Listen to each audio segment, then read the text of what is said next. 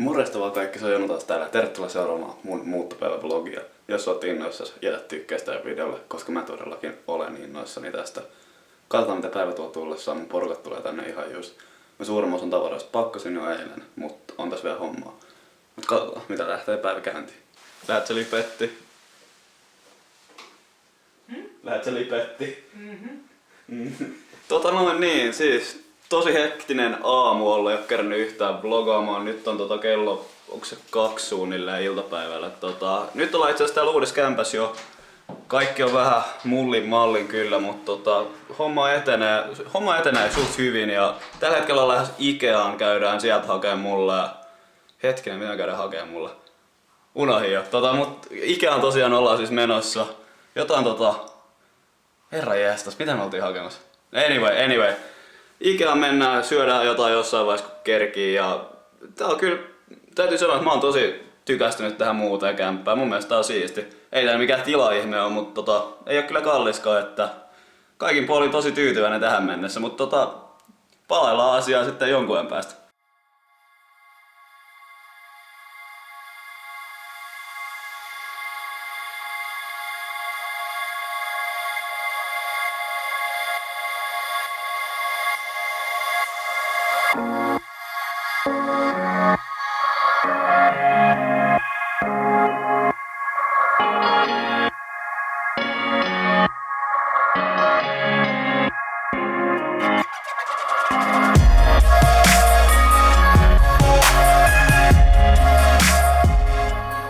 Tosi pitkä se raskas päivä takana, mutta nytten alkaa itse asiassa jo olemaan kaikki ihan valmiina. Kello on itse asiassa jo 8:15 illalla.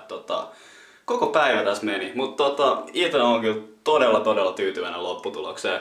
Ja voisin itse asiassa tästä ehkä sellaisen pienen nopean room tourin tai flat tourin näyttää. Eli ihan pienen tollasen vilauksen tähän mun uuteen asuntoon. Eli bam, tästä ollaan just astuttu sisään. Heti vasemmalta löytyy WC-kylpyhuone, ihan uusi bränäri, pyykinpesukone, pikkasen vankilateemaa, jopa suihkuverhossa peiliä löytyy myös. Suljetaan tosta ovi. Toisella puolella samantien ihan uusi peili, morjesta vaan kaikille. Sitten löytyy pikkasen tosta avainpidikettä, tullaan sisään.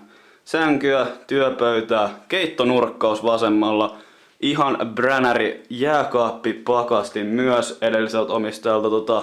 Vissi ollut rikki, ne oli heti korvattu uudella, mutta sitten löytyy ihan perus keittiö, tällainen kiva keittonurkkaus tosiaan, uutta jakkaraa.